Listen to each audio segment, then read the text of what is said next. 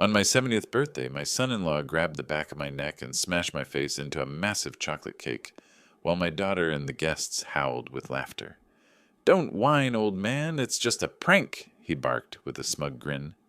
I slowly straightened up, wiped the frosting from my eyes, calmly smiled, and quietly pulled out my phone. He thought it was hilarious. But by sunrise, the police were already putting him in handcuffs, and that was only the beginning of my response. Before continuing, subscribe to the channel, and write in the comments what time it is in your region right now. My name is Harold Patterson. I'm 70 years old, and I live in Savannah, Georgia, one of those southern cities where the moss hangs from the oaks like old memories you can't quite shake. I spent 35 years as a senior insurance fraud investigator for one of the biggest companies in the Southeast. My job was simple: catch people who thought they were smarter than the system. Turns out, nobody is, not even family.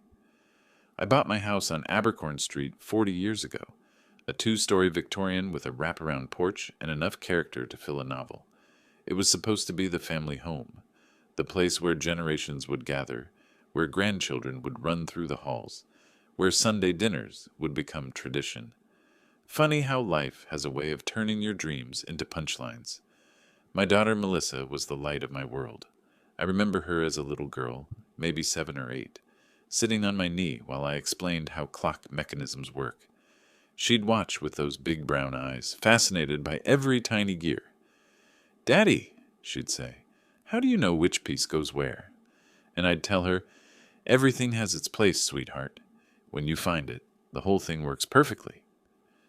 That little girl grew up. She went to college, got a degree in marketing she never used, worked retail jobs she complained about. But she was still my Melissa until she met Travis Coleman. Travis is my son-in-law. He's been married to Melissa for 6 years now, and in those 6 years, I've watched my daughter transform into someone I barely recognize. Travis is 38, works as a car sales manager at a dealership downtown. At least that's what he tells people. From what I've gathered, he's barely hanging on to that position, but Travis has a talent that serves him well. He makes everyone around him feel small, so he can feel tall. The first time I met him, he shook my hand too hard and called me old-timer. I should have known then. But Melissa looked at him like he hung the moon, and what father can argue with that? The changes came slowly, like water wearing down stone. First, Melissa stopped calling as often. Then she stopped visiting unless she needed something. Travis had opinions about everything: how I kept my house, how I spent my retirement, how I was wasting money on my clock collection. Last Christmas, he thought it would be hilarious to hide my car keys and watch me search for 20 minutes while he filmed it on his phone. "Relax, old man," he laughed when I finally found them in the mailbox. "Just a joke." I didn't laugh, but I smiled. I've learned that smiling can mean many things. The party was Melissa's idea. "You're turning 70, Dad. We have to celebrate." I didn't want to fuss, but she insisted. Looking back, I think she wanted an audience. There were about 30 guests in my living room that Saturday evening. Neighbors, a few old colleagues, some of Melissa's friends I didn't know. The centerpiece was a massive chocolate cake. 3 tiers, my name in gold frosting, 70 candles that made the fire marshal in me nervous.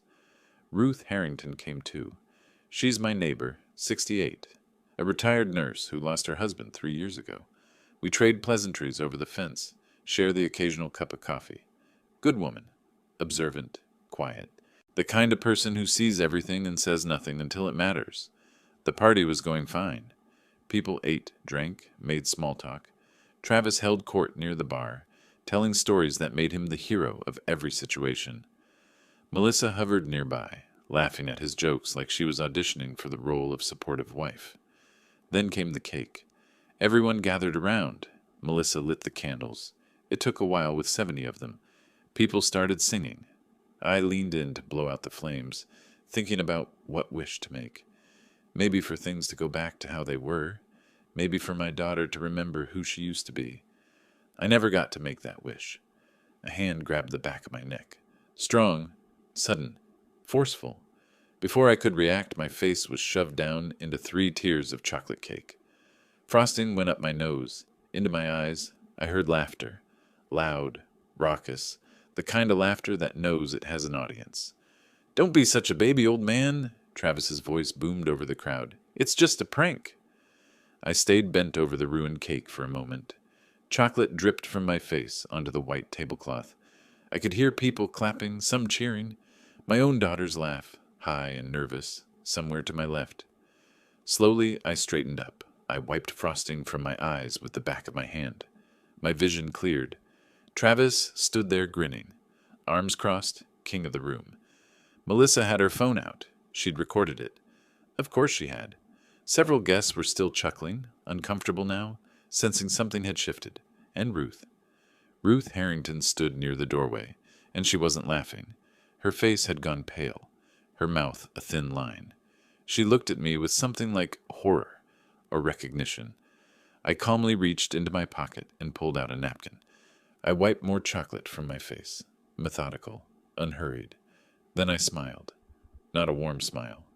The smile I used to give to insurance fraudsters when I had them cornered, and they didn't know it yet. Well, I said quietly, that was certainly memorable. I reached into my other pocket and took out my phone. Travis didn't know one thing about me. In my 35 years of catching liars and cheats, I learned a simple truth.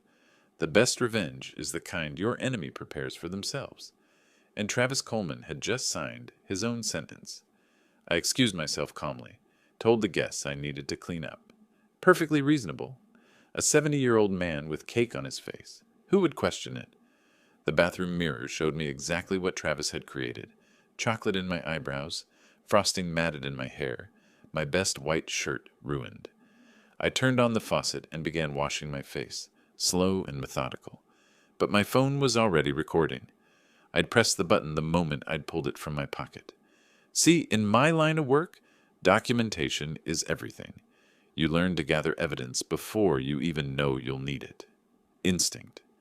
I cleaned up just enough to be presentable, then slipped back toward the living room. I didn't go in right away. Instead, I stood in the hallway, phone held low, camera pointed at the party through the doorway. Travis was in his element. Did you see his face? He was laughing, beer in hand, gesturing broadly. Priceless. The old man didn't even see it coming. That was a bit much, don't you think? Someone, one of my neighbors, sounded uncertain. Oh, come on, Travis waved dismissively. He can take a joke. Right, Mel? My daughter nodded, smiling that smile she'd learned from him. Dad's fine. He's got a sense of humor. She didn't look toward the hallway. She didn't look for me at all. I recorded for another minute. Travis bragging, Melissa agreeing, guests laughing nervously. Then I pocketed my phone and walked to where Ruth was standing alone, nursing a glass of water. Ruth, I said quietly, did you see what happened? She looked at me with those sharp nurse's eyes. I saw everything, Harold. That was assault. Would you be willing to say that officially if I needed you to? Her jaw tightened. In a heartbeat. I asked for her phone number. She gave it without hesitation. Whatever you're planning, she said softly, I'm glad someone's finally going to do something about that man. I didn't tell her what I was planning. I wasn't sure myself yet. But the wheels were turning. I walked back to my living room, back to my guests, back to the man who'd just humiliated me in my own home on my 70th birthday. I smiled, shook hands, thanked people for coming. The perfect host. Nobody suspected a thing. Travis found me near the punch bowl. He threw an arm around my shoulders. Heavy, proprietary, the way you'd handle a dog you were training. See, old man, you can take a punch. He squeezed my shoulder hard enough to hurt. No hard feelings, right? I looked him directly in the eyes. Oh, Travis, you have no idea how well I can take a punch. Something flickered in his face. Confusion, maybe the first hint of uncertainty. But then Melissa called him over for pictures, and the moment passed. I remember the first time Melissa brought Travis home, 6 years ago. She was nervous, fiddling with her hair. I'd made pot roast, her favorite since she was 12. Travis walked in like he already owned the place. He looked around my living room at my clock collection, and I saw him calculating. That's what predators do. Nice setup you've got here, he'd said. Not to me, but about me.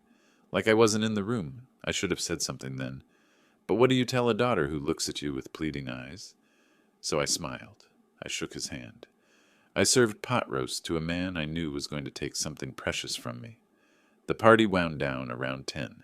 Guests filtered out with awkward goodbyes and sideways glances. They'd remember this party, just not the way Travis intended. Melissa hugged me at the door, brief, perfunctory. "Happy birthday, Dad. Sorry about the cake thing. You know how Travis is." Yes, I knew exactly how Travis was. They drove off. I stood on my porch, watching the taillights disappear. The spring night was warm, thick with magnolias. I thought about the past year. Strange inconsistencies in my bank statements. Small amounts missing. 500 one month, 1,200 another. I told myself I was getting forgetful. But I wasn't forgetful. I was being robbed. Travis Coleman thought I was a soft target. An old man alone, probably going senile. He didn't know about the filing cabinet in my study with 35 years of case files. He didn't know I'd investigated hundreds of men exactly like him. He didn't know that when I retired, I didn't lose my skills. I just stopped using them. Time to start again. But first, the matter of tonight. The assault. The humiliation. The recording. A year ago, Travis had gotten into an altercation with a coworker who called him out for padding sales numbers. Travis responded with his fists. He was convicted of battery, 18 months probation, one condition, no new offenses, no physical contact that could be construed as assault. What Travis did tonight, grabbing my neck, forcing my face into cake, wasn't a prank. Under Georgia law, it was battery, a violation of his probation. Travis thought he was untouchable. He thought I'd never report family. He thought wrong. I walked to the backyard, away from windows. The stars were bright overhead, indifferent to human dramas. I dialed 911. "I need to report an assault. I'm 70 years old, attacked in my own home. I have video evidence. The attacker is on probation for a previous violent offense." The operator asked for details. I gave them calmly. Name, address, nature of the incident, the perpetrator's probation status. 20 minutes. That's how long they said. I went back inside, poured water, straightened chairs. I looked at the ruined cake still on the table, and I smiled. Travis wanted a joke? I'd give him something to remember for the rest of his life. I walked back into my house with a calmness that surprised even me. The remaining guests, maybe 15 now, had clustered in small groups, whispering. The atmosphere had shifted. People were gathering their things, checking their phones, making excuses to leave. Travis hadn't noticed. He was still near the bar, refilling his glass, laughing at something one of Melissa's friends had said. My daughter stood beside him, her smile fixed and artificial. She saw me come in, and her expression flickered. Relief, maybe, that I hadn't made a scene. Poor Melissa. She had no idea what was coming.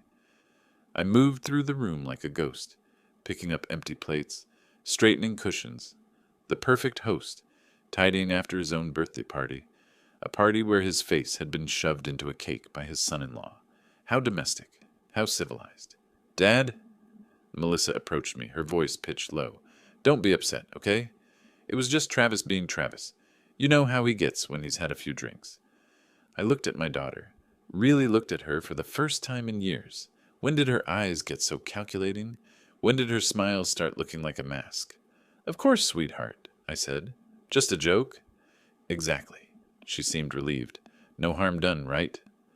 I thought about that phrase. No harm done.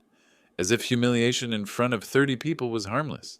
As if 6 years of being called old man and old timer was harmless. As if the money slowly draining from my accounts was harmless. "No harm at all," I said. Travis wandered over, beer in hand, arm already reaching for my shoulder. I stepped back slightly, just enough to avoid contact. "There's my favorite father-in-law," he grinned, oblivious. "Listen, no hard feelings about earlier, right? You gotta admit, it was pretty funny. Everyone loved it." I studied him. 38 years old, red-faced from alcohol. Expensive watch on his wrist. A watch I was fairly certain I'd inadvertently paid for. Hair thinning at the temples despite his efforts to hide it. A man who needed to diminish others to feel powerful. I'd investigated hundreds of men like Travis Coleman, petty fraudsters, con artists, people who believed their own intelligence made them invincible. They all had the same look in their eyes, that mixture of arrogance and insecurity. "Everyone loved it," I repeated. "Yes, I suppose they did." "See, that's the spirit." Travis clapped me on the back. You're tougher than you look, old man. 18 minutes now, maybe less. Travis, I said quietly, can I ask you something? Sure, shoot. Do you remember what happened with your coworker last year? The one you disagreed with? Something shifted in his face. The smile stayed, but his eyes went cold. Ancient history. Why? Just curious. What were the terms of your probation again? 18 months, wasn't it? Melissa stepped closer. Dad, why are you bringing that up? No reason. I smiled. Just making conversation. Travis's jaw tightened. That was a misunderstanding. The guy provoked me. Of course he did. I nodded. These things are always misunderstandings, aren't they? Before he could respond, there was a knock at the door. The room went quiet. Not a polite quiet, a sudden sharp silence. The kind that happens when everyone senses something is wrong, but doesn't know what yet. I walked to the front door. I could feel eyes following me. Travis had set down his beer. Melissa had her hand pressed to her chest. I opened the door. 2 police officers stood on my porch, a man and a woman, both in uniform. The man was young, maybe 35, with a serious face and a name tag that read, D. Morgan. Good evening, Officer Morgan said. We received a call about an assault at this address. Are you Harold Patterson? I am. I stepped aside. Please come in. The officers entered. The remaining guests backed away as if the uniforms might be contagious. Travis had gone very still near the bar. Sir, Officer Morgan addressed the room, we received a report of battery. Can someone tell me what happened here tonight? I raised my hand. I made the call, officer. Melissa made a sound, something between a gasp and a whimper. Travis's face went from red to white in about 3 seconds. Dad, Melissa whispered, what did you do? I didn't answer her. Instead, I looked at Officer Morgan. About 40 minutes ago, this man, I pointed at Travis, grabbed me by the neck and forced my face into that cake. I gestured at the ruined dessert still sitting on the table. I have video evidence, and I believe he's currently on probation for a previous battery conviction. Officer Morgan's partner had already moved toward Travis, positioning herself strategically. The room was utterly silent now. Sir, Morgan said to Travis, is this true? Are you currently on probation? Travis's mouth opened and closed. For once in his life, he had nothing to say. I watched his face, watched the exact moment he realized the joke wasn't funny anymore. His eyes darted to Melissa, to me, to the officers, looking for an escape that wasn't there. Officer Morgan took a step toward my son-in-law. Sir, I'm going to need you to come with us. You have the right to remain silent. The next few minutes unfolded like a scene from one of those crime dramas Melissa used to watch. Travis protested. He argued. He tried to explain that it was just a prank and a family matter. Officer Morgan listened politely, then continued reading him his rights. Dad, Melissa grabbed my arm. Call them off. Tell them it was a mistake. I looked at her hand on my sleeve, then at her face. Tears were forming in her eyes. Not tears of shame for what Travis had done, but tears of anger at me for responding to it. It wasn't a mistake, Melissa. He's my husband, and I'm your father. But that didn't seem to matter when my face was in that cake, did it? She recoiled as if I'd slapped her. The remaining guests scattered like startled birds. Car doors slammed outside. Engines started. Within minutes, my living room was empty except for me, Melissa, the officers, and Travis, who was now in handcuffs, still arguing about his constitutional rights. Ruth Harrington hadn't left. She stood in the doorway, watching. As Officer Morgan led Travis toward the front door, she caught my eye and gave me a small, firm nod. This isn't over, Travis snarled as he passed me. You think you're smart, old man? You have no idea what you just started. I met his gaze calmly. Actually, Travis, I know exactly what I started. They took him away. The patrol car's lights painted red and blue across my front porch as it pulled away. Melissa stood in the doorway, watching her husband disappear into the night. Then she turned to me. I will never forgive you for this. Her voice was ice. Never. She walked out without another word. I heard her car start, tires crunching on gravel, then silence. I stood alone in my living room. The ruined cake sat on the table, chocolate smeared across the white cloth like evidence at a crime scene, which I supposed it was. Ruth appeared beside me. Are you all right, Harold? I will be. I picked up a napkin and began wiping chocolate from the table. Eventually, you did the right thing. Did I? I looked at her. I just had my son-in-law arrested at my own birthday party. My daughter hates me. Half of Savannah will be gossiping about this by morning. Ruth's expression didn't waver. Some things need to be done regardless of what people think. You know that. She was right. I did know that. After she left, I cleaned up slowly, throwing away paper plates, washing glasses, putting furniture back where it belonged. My house felt empty in a way it hadn't before. Not just quiet, but hollow. The next morning, I drove to the Chatham County Jail. Travis was being held for 48 hours until his bail hearing. I didn't try to see him. I just wanted to know where he was. I tried calling Melissa 3 times. Each call went to voicemail. I sat in my car in the parking lot for a long time, watching people come and go, families visiting inmates, lawyers with briefcases, bail bondsmen looking for business. This was only the beginning, and I knew it. Travis would make bail. Melissa would see to that. He'd hire a lawyer who would argue that shoving a 70-year-old man into a cake was harmless fun. There would be a hearing, maybe a trial. The whole thing would drag on for months, but that wasn't what occupied my mind. What occupied my mind were those bank statements, the missing money, $500 here, $1,200 there. Over the past year, I'd noticed the discrepancies and told myself I was confused. Told myself I was getting old, making mistakes, misremembering transactions. I wasn't confused. I wasn't making mistakes. Someone was stealing from me. When I got home, I went straight to my study. The filing cabinet in the corner held 40 years of documents, tax returns, insurance policies, property deeds, and 3 years of bank statements. I spread them across my desk and began to work. This was what I'd done for 35 years. Follow the money, document the trail, build the case. I'd caught embezzlers, arsonists, fraudsters of every kind. The methodology was always the same: patience, attention to detail, and an absolute commitment to finding the truth. 3 hours later, I had my answer: $23,450. That's how much had disappeared from my accounts over 3 years. Small amounts, spread out, designed to look like normal expenses. But the pattern was clear once you knew what to look for, and then I found it. At the bottom of a stack of papers, buried where I would never think to look, was a document I'd never seen before. A power of attorney, dated 3 years ago, giving Melissa Coleman full authority over my financial affairs. My signature was at the bottom, except I'd never signed it. I'd never even seen this document. The signature was close. Someone had practiced, but it wasn't mine. The loop on my P was wrong. The angle of the H was off. I stared at that forged signature for a long time. My daughter hadn't just stood by while her husband humiliated me. She'd been stealing from me for years, systematically, deliberately, using a forged document to drain my retirement savings. The cake in my face wasn't the beginning of this story. It was just the moment I finally started paying attention. I picked up my phone and searched for criminal defense attorneys in Savannah. Then I searched for private investigators. Then I made a list of the documents I would need: bank records, notary filings, transaction histories. Travis Coleman had violated his probation.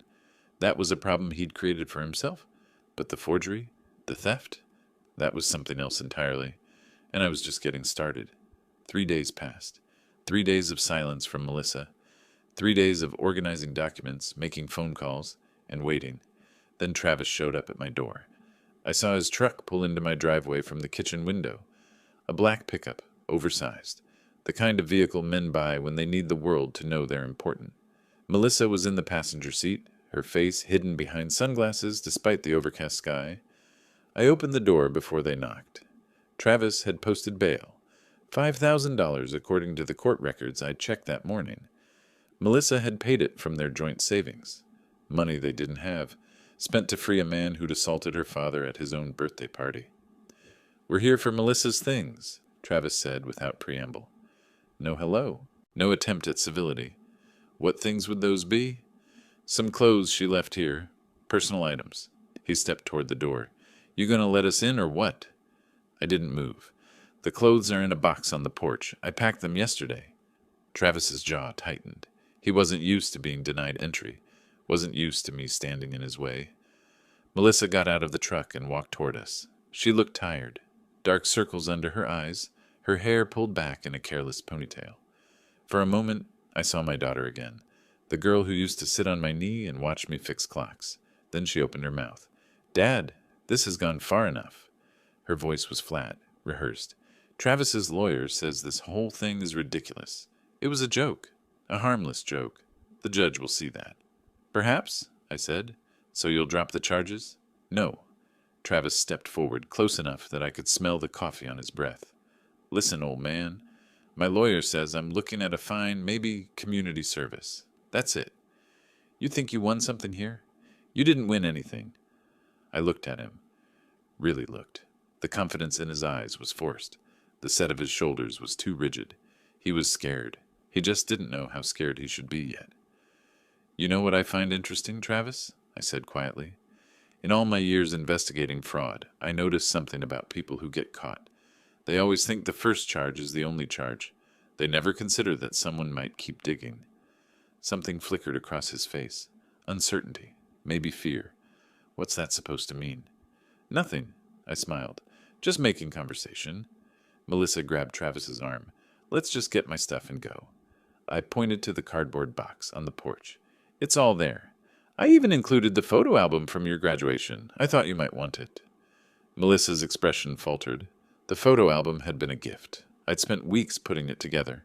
Pictures of her from birth to 22. A father's love, documented in photographs. She picked up the box without looking at the contents. Travis leaned close to me, his voice dropping to a near whisper. "You're going to regret this, old man. We'll see who comes out on top." I met his gaze evenly. "We certainly will." They drove away.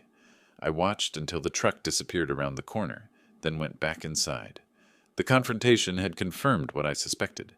Travis was worried about the assault charge, but he had no idea about the rest. No idea that I'd found the forged power of attorney. No idea that I'd discovered the missing $23,000. He thought this was about cake. He was wrong. I sat down at my desk and pulled out the stack of bank statements I'd been analyzing. Every transaction, every withdrawal, every transfer. The pattern was clear now. Small amounts, irregular timing, designed to look like normal expenses.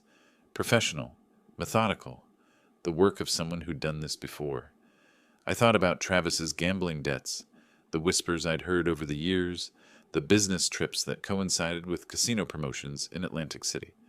I thought about Melissa's increasingly expensive taste, her complaints about money troubles, her suggestions that I didn't need such a big house. They'd been planning this for years. The birthday party, the cake.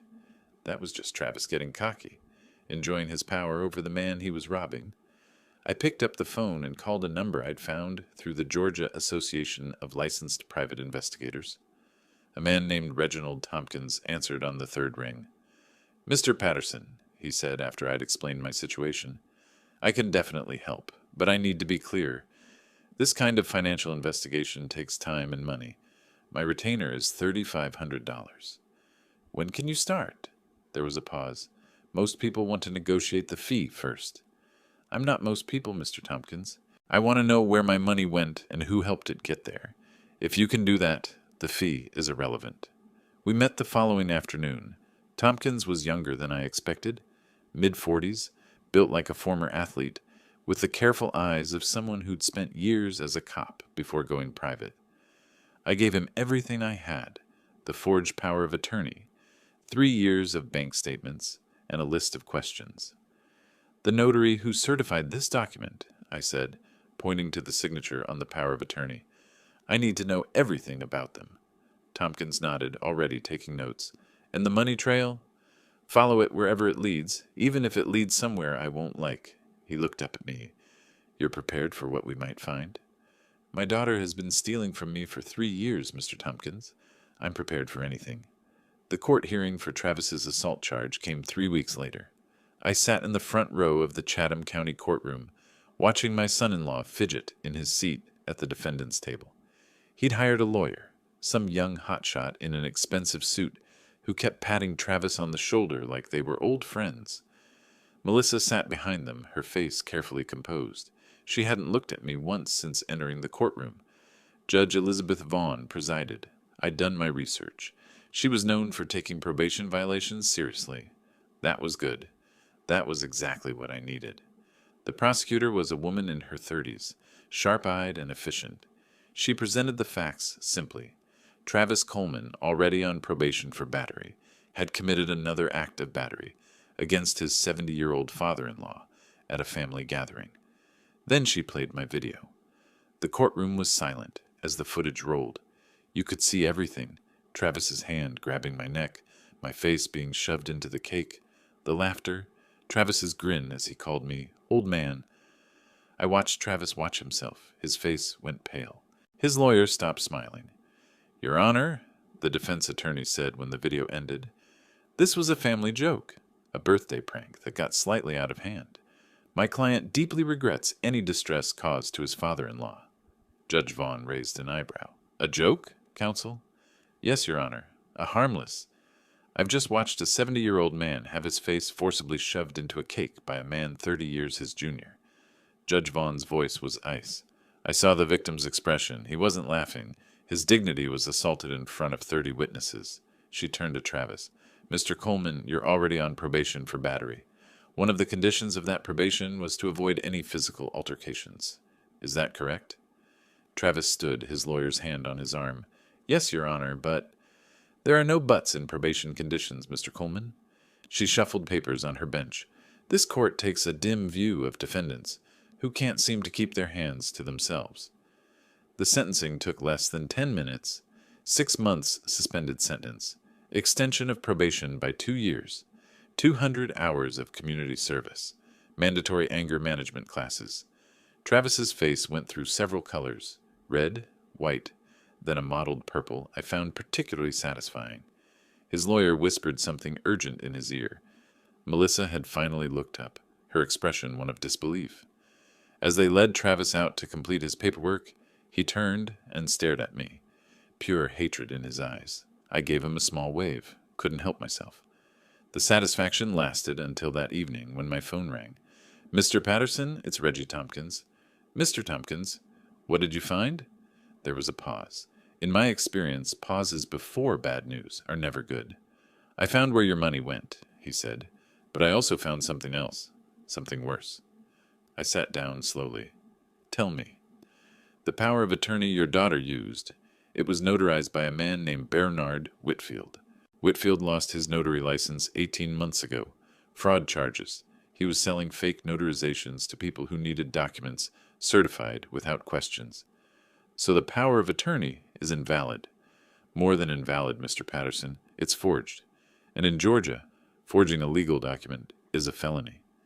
I'd suspected as much, but hearing it confirmed was different. My daughter had committed a felony. My daughter was a criminal. And the money? I asked. That's where it gets interesting. Papers rustled on his end. Of the $23,450 that left your accounts, $18,000 went directly to pay off gambling debts. Travis's debts. Yes, sir. He owed money to some people you don't want to owe money to. Your daughter used your retirement savings to keep her husband's kneecaps intact. I closed my eyes. The remaining $5,400 was probably living expenses, clothes, that vacation to Florida they'd taken last spring. My money, my retirement, stolen by my own child to fund her husband's addiction. There's one more thing, Tompkins said. 6 months ago, someone applied for a home equity line of credit using your house as collateral. The application was denied because the applicant wasn't the property owner. Let me guess. Travis Coleman. Got it in one. He tried to mortgage your house, Mr. Patterson. If the bank hadn't caught the discrepancy, you might have lost everything. I sat in my living room for a long time after hanging up. The grandfather clock in the corner, a beautiful 1920s Hershey I'd restored myself, ticked steadily, each second measured, each moment precise. Travis Coleman had tried to steal my house. My daughter had helped him steal my savings. And when I'd refused to be a victim, they'd smiled and called it a joke. The clock struck 8. I counted each chime. It was time to stop playing defense. The next morning, I met with Nathan Forbes at his office on Broughton Street. 3rd floor, corner suite, the kind of space that screams, expensive but worth it. I'd found him through the Georgia State Bar Association. Criminal defense attorney, 25 years of practice, excellent reputation. Forbes was a trim man in his early 50s, with silver-streaked hair and the measured demeanor of someone who'd seen too much to be surprised by anything. He listened to my story without interrupting, occasionally making notes on a yellow legal pad. When I finished, he set down his pen. "Mr. Patterson, let me be direct. You have enough evidence here for criminal charges against both your daughter and your son-in-law. Forgery of a legal document is a felony in Georgia. We're talking potential sentences of up to 10 years. Both of them. Your daughter signed the documents. Even if Travis was the mastermind, and the evidence suggests he was, she was a willing participant. She forged your signature.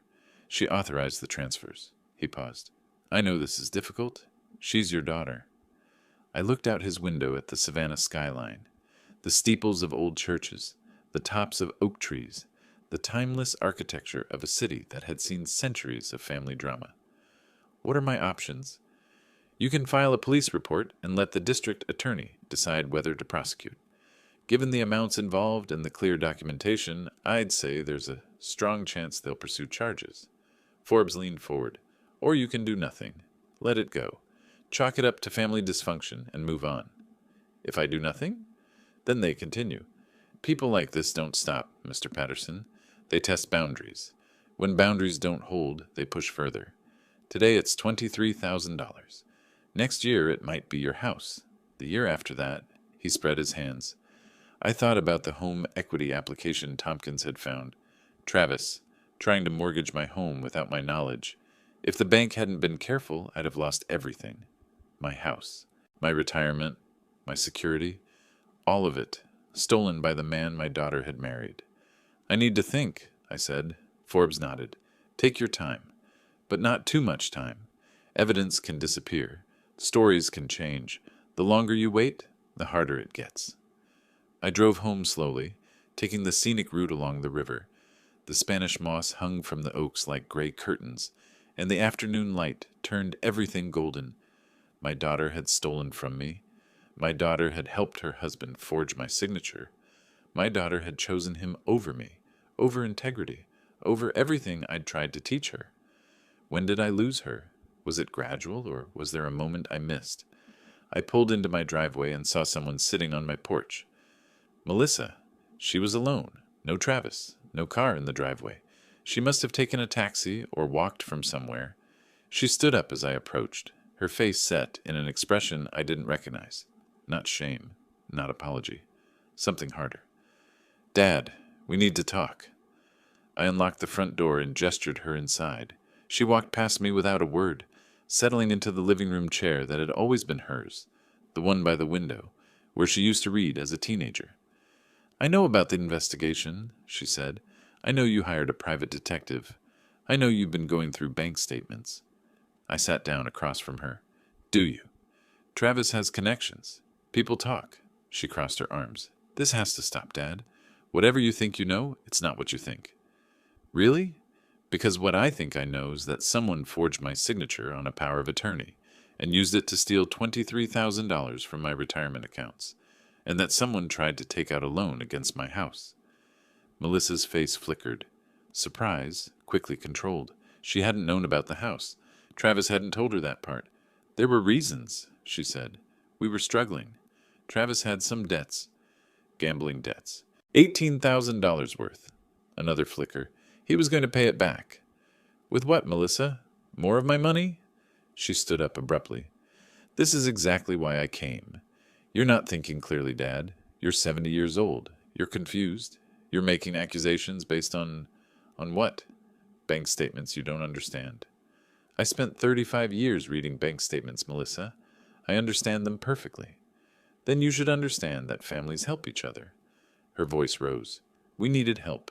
You have money sitting around doing nothing. Is it so wrong that we stole it? Yes, Melissa. That's exactly what's wrong." She stared at me for a long moment. Then her expression changed, the mask slipping away to reveal something cold underneath. "Fine," she said quietly. "You want to play it this way? Then we'll play it this way. Either you drop this whole investigation and forget about the money, or we file for conservatorship. Travis knows a psychiatrist, Dr. Richard Sanders. He's willing to testify that you're showing signs of dementia, that you're not competent to manage your own affairs. I felt like I'd been punched in the stomach. You would do that? I would do whatever it takes to protect my family. She picked up her purse. Think about it, Dad. One phone call to a judge, and you lose control of everything. Your house, your accounts, your precious clocks. All of it, managed by a court-appointed guardian. She smiled, a thin, cruel smile I'd never seen before. Or you can let this go, and we can all pretend it never happened. I didn't sleep that night. I sat in my study, surrounded by the documents Tompkins had gathered, and I thought about what my daughter had become. Dementia. They were going to claim I had dementia, use some corrupt psychiatrist to steal everything I'd worked for. And if I fought back, if I tried to defend myself, it would become a he said, she said battle that could drag on for years, unless I struck first. The next morning, I called Forbes. They threatened you with a conservatorship claim? His voice was sharp with anger. That's actually helpful. Helpful. It shows consciousness of guilt. They're trying to silence you because they know what they did is criminal. Mr. Patterson, I strongly recommend you file that police report today, before they have a chance to execute their plan. And the dementia accusation? Get examined by your own doctor, someone you trust with a long history of treating you. Get a full cognitive workup. Document everything. If they try to claim you're incompetent, you'll have evidence that you're anything but. I spent the morning at the offices of Dr. Alan Morris, my physician for the past 20 years. I explained the situation, and he scheduled me for a comprehensive evaluation, cognitive tests, memory assessments, neurological exams, the works. 3 hours later, I had my results. Perfectly normal cognitive function for a man my age. No signs of dementia, confusion, or impaired judgment. Dr. Morris put it all in writing, signed, dated, and notarized. Then I went to the police station. Filing a criminal complaint against your own daughter is not something I'd recommend. The officer who took my statement, a young woman named Rodriguez, looked skeptical at first. Another family dispute. But as I laid out the evidence, the forged power of attorney, bank transfers, the notary who'd lost his license, her expression changed. Mr. Patterson, she said when I'd finished, this is serious. We're talking multiple felonies here. I'm aware. And you're certain you want to proceed? These are your family members. I thought about Melissa's cold smile, about Travis's threats, about 30 years of memories erased by 3 years of theft. I'm certain. The investigation moved fast. Tompkins had done excellent groundwork, and police had subpoena power. Within a week, they'd traced every transaction and built a case. Melissa and Travis didn't know. They were probably congratulating themselves, waiting for me to cave. The morning the police arrived at their apartment, I was sitting in my kitchen drinking coffee. I'd asked to be informed, and Detective Rodriguez had called me as they pulled up to the building. We're serving the warrant now, Mr. Patterson. Search and arrest. I listened on the phone, heard the knock, the announcement, the sound of a door opening. Then chaos. Shouting, running footsteps. Someone yelling, "Stop!" "What's happening?" I asked. Rodriguez's voice came back breathless. "Your son-in-law tried to run, out the back. We had officers posted. He's in custody now." I closed my eyes. Travis, running from the police, adding another charge to his growing list. And my daughter, a pause. She's cooperating. She's asking for a lawyer. I hung up and sat in the silence of my kitchen. The grandfather clock ticked in the other room. Outside, birds sang in the magnolia tree. It was done. The first phase, anyway. I thought about calling Ruth, but that could wait. Right now, I wanted to sit with the knowledge that I'd fought back. I finished my coffee and went to my workshop. There was a clock on my bench, a beautiful Howard regulator from 1890 that needed a new mainspring. Delicate work, patient work, the kind of work that requires steady hands and a clear mind. I picked up my tools and got started. The phone rang around noon. It was Forbes. "They're both in custody," he said. "Travis Coleman is looking at additional charges for attempting to flee. Melissa is claiming she was coerced, that Travis forced her into everything. Do you believe that? What I believe doesn't matter. What matters is evidence, and the evidence shows she signed documents, made transfers, actively participated. A pause. But she might cut a deal. Testify against Travis for leniency. I thought about that. My daughter turning on her husband to save herself. What happens now? Arraignment tomorrow. They'll be held until bail is set. Given Travis's flight attempt, his bail will be high. 50,000 or more. Melissa's lower, maybe 15,000. Forbes's voice softened. Mr. Patterson, this is going to get harder before it gets easier. Are you prepared for that? I looked at the clock pieces spread across my workbench. Gears, springs, escapements. All the tiny mechanisms that make time visible. I've been preparing for this my whole life, I said. I just didn't know it until now. After I hung up, I sat in the quiet of my workshop. The afternoon light slanted through the windows, casting long shadows. Somewhere in a jail cell, my daughter was waiting to face a judge. Somewhere else, her husband was learning that running from police only makes things worse. Ruth came by that evening. She'd heard the news. In Savannah, gossip travels faster than cars. She didn't ask questions, just sat with me on the porch as the sun went down. You did the right thing, she said finally. Did I? I put my own daughter in jail. She put herself there, Harold. You just stop pretending otherwise. We watched the fireflies emerge, their tiny lights blinking in the gathering darkness. What happens now? Ruth asked. Now we wait. For the courts, for the lawyers, for whatever comes next. I smiled grimly. But at least I'm not waiting alone. The trial came 6 weeks later. Travis couldn't make bail. $50,000 was far beyond what he could scrape together, especially with his bank accounts frozen pending investigation. Melissa's bail was set at $15,000, but without Travis to manipulate her finances, she couldn't pay either. They both sat in the Chatham County Jail, waiting for their day in court. Forbes kept me updated on the proceedings. Travis had hired a public defender. His expensive lawyer had dropped him the moment he couldn't pay. Melissa had been assigned a young attorney named Rebecca Chen, who, according to Forbes, was competent but overwhelmed with cases. The prosecutor's office is taking this seriously, Forbes told me over coffee one morning. Elder financial abuse is a priority for the DA. They're pushing for maximum sentences. I nodded, but I felt no satisfaction. Not yet. This was justice, grinding forward, slow and methodical, like a clock mechanism doing what it was designed to do. The first court date was for a preliminary hearing. I sat in the gallery, watching Travis shuffle in wearing an orange jumpsuit. He'd lost weight. The arrogance was still there, but it was buried under something else now. Fear, desperation. He saw me and his face twisted. For a moment I thought he might say something, but his attorney grabbed his arm and whispered urgently, and Travis turned away. Melissa came next. She looked worse than Travis, pale, thin, dark circles under her eyes. When she saw me, she didn't twist with anger. She just crumpled, shoulders slumping, head dropping, like a puppet with cut strings. The preliminary hearing established what I already knew. There was more than enough evidence to proceed to trial. The forged power of attorney, the bank transfers, the testimony from the disgraced notary who'd certified the documents in exchange for a reduced sentence on his own charges.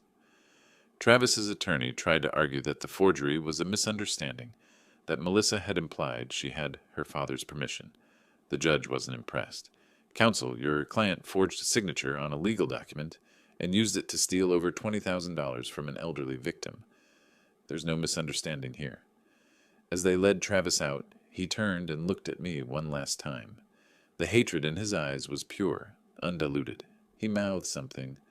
I couldn't hear it, but I could read his lips. This isn't over. I smiled and gave him a small wave, just like I had at his first hearing, months ago. Some gestures are worth repeating. The weeks that followed were a blur of depositions, motions, and legal maneuvering. Travis's attorney tried to get the charges reduced. Melissa's attorney tried to separate her case from her husband's. The prosecutor held firm on all counts. Then came the plea negotiations. Forbes called me with the news. Melissa's attorney approached the DA. She wants to make a deal. What kind of deal? Full testimony against Travis in exchange for a reduced sentence. She's willing to admit to her role in the forgery and theft, but she wants probation instead of prison time. I sat with that for a moment. My daughter, turning on her husband to save herself. It was exactly what Travis would have done in her position, probably what he'd taught her to do. What does that mean for Travis? It means he's finished. With Melissa's testimony, the prosecution has everything they need. He's looking at 3 to 5 years, minimum. The deal was finalized 2 weeks later. Melissa would plead guilty to forgery and theft, testify against Travis, and receive 2 years probation with 500 hours of community service. She would also be required to repay the full amount stolen, $23,450. Travis went to trial alone. I attended every day. I wanted him to see me there, in the front row, watching as his life unraveled. I wanted him to understand that the old man he'd dismissed and humiliated was the one who'd brought him down. The trial lasted 4 days.